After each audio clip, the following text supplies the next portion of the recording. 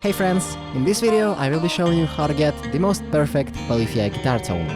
I will tell you everything that I know about their tone, and by the end of this video you will be able to get the same exact sound with just a couple of plugins. And if you haven't seen any of my covers before, let me do a little tone showcase for you, so that you know that I at least have an idea of what I'm going to talk about.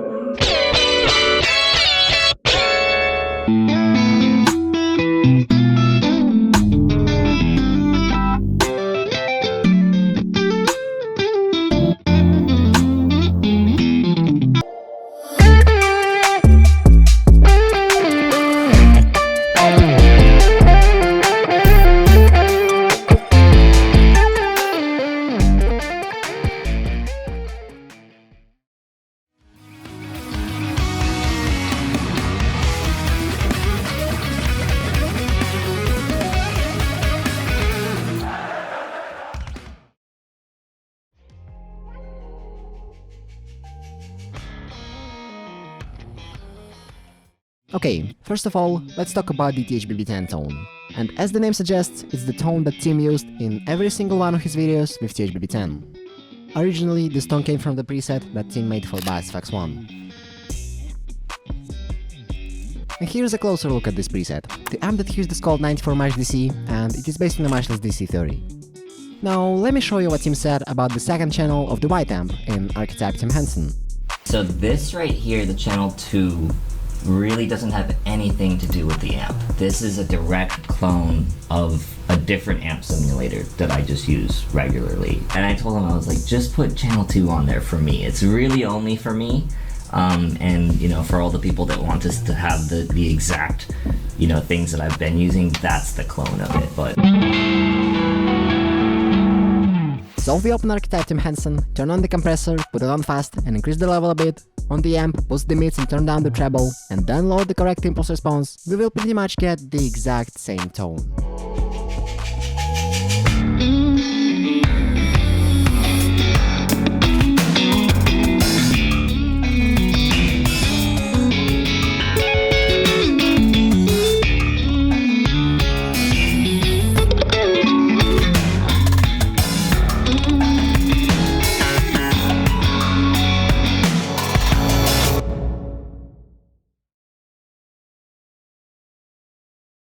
For his Nylon tone, Tim once again used Bass FX 1, you can see it in one of his older videos.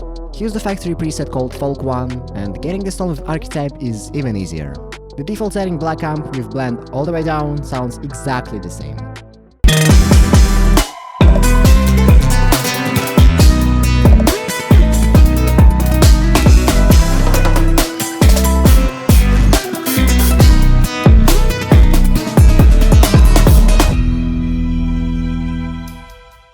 And last but not least, the JCM 800 amp. They use this amp live and don't remember that you will die a lot, but actually when it comes to Polyphia's older albums, it might be the least. Because the only time that Tim ever used this amp prior to Polyphia's latest record was his Positions cover. To get this tone with Archetype, we will once again start on the default preset, turn on boost and overdrive, and load a different IR. For my cover, I also used a lot of other plugins to match the sound, but I will talk about them in detail later in the video.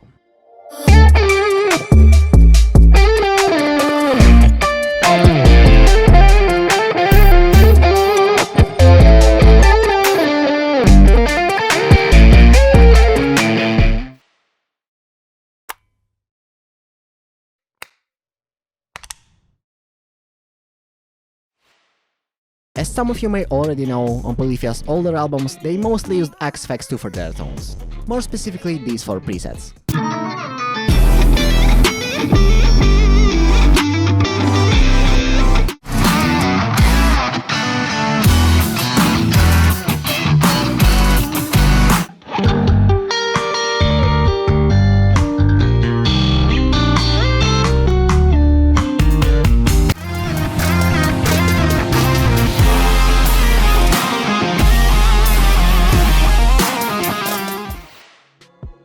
But if you already own X-Effects, you might have noticed that your presets sound nothing like theirs. It is because X-Effects sounds different depending on the firmware version and the preset bank that you have installed. And there are a lot of these versions. Thankfully, we don't need to go through all of them, because wonderful people from Teams Discord have already done that for us. So the correct firmware is Quantum 7 with preset bank v12. I will leave the download links in the description, but be careful if you're going to install them, because doing so will change the sound of all of your other presets as well. Now for everyone who does not have an X-Effects, let me show you how to get this exact tone with just a free plugin. And to do that, we are going to use NAM. And if you don't know what NAM is, basically it's a free plugin that allows to create and play incredibly accurate models of guitar amplifiers. You probably see where this is going.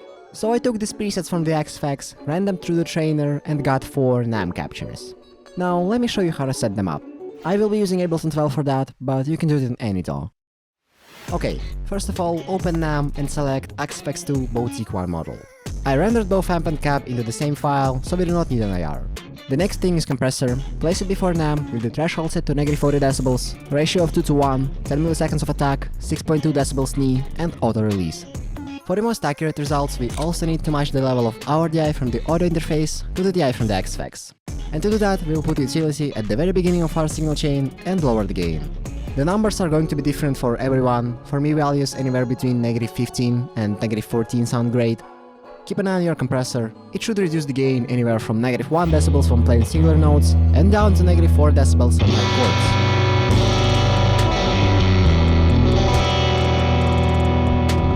I also put another instance of NAM between utility and compressor just for the noise gate. The final signal chain should look like this: utility for gain reduction, noise gate, compressor, and NAM with the model. Now, let's compare how this capture sounds to the real thing.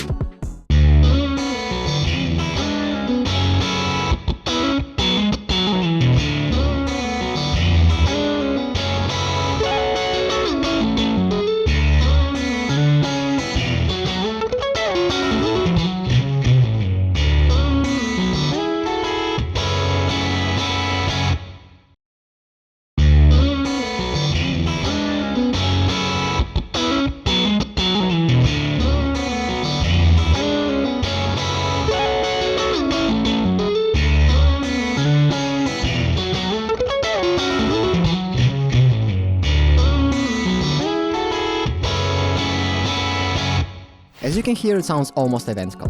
The setup is going to be the exact same for every model, with the only difference being the model itself.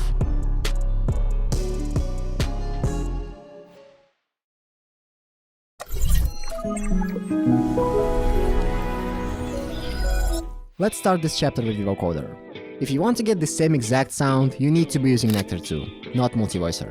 Because not only it sounds different, but Multivoicer can also only play up to 4 MIDI notes at once, while Nectar allows us to do much more than that. For example, in rich kits they have up to 16 notes played at once. To really get a sense of why this matters, let's compare how Multivoicer sounds to Nectar 2. In this clip, I will be using THBB10 on the neck pickup, running through Boutique 1 with this signal chain for both.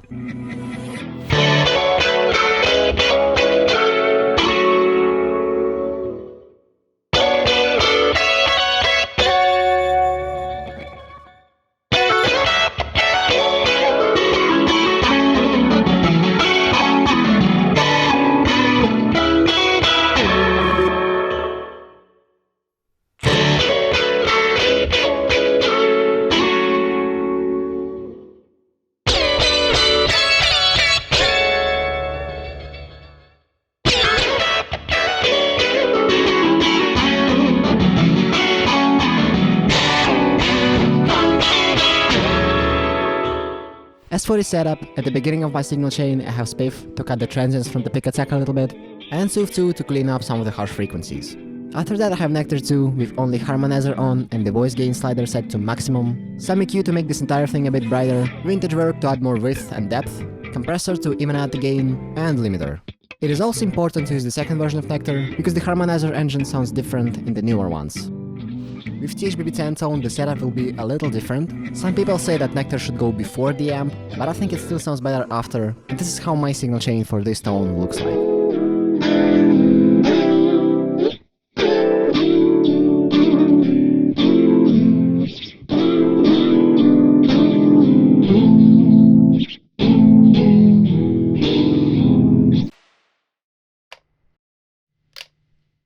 now I wanna break down the tone for G.O.A.T.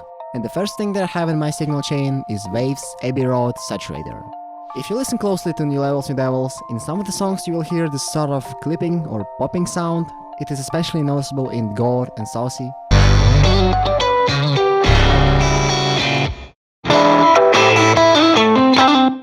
And one night when I was playing around in Ableton, I randomly figured out that this sound comes from this exact plugin.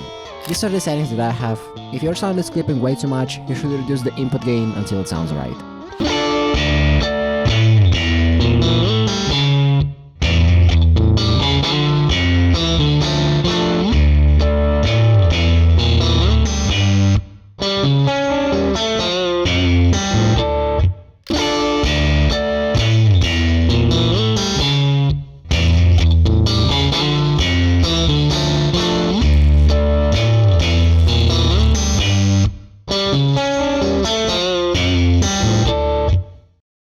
As you can hear, this plugin really brings the life into the boutique tone. The next plugin is Waves Doubler. Tim used it a lot with THBB10, and you can once again hear it in G.O.A.T, and these are the settings for both. And after that comes all the old stuff. Some reverb, compressor, and limiter. And this is gonna be it for the video. Once again, Archetype presets, NAMP captures, Ableton signal chains, everything you saw in this video and more will be on my Ko-fi page, completely for free. But if you found this video helpful and you want to support me financially, you can also do it there. It is totally up to you, but I would very much appreciate it. Leaving a like on this video and subscribing is more than enough. I think I've covered pretty much everything, but if you have any more questions, feel free to leave them in the comments. I read every single one of them. Thank you so much for watching, and I will see you next time.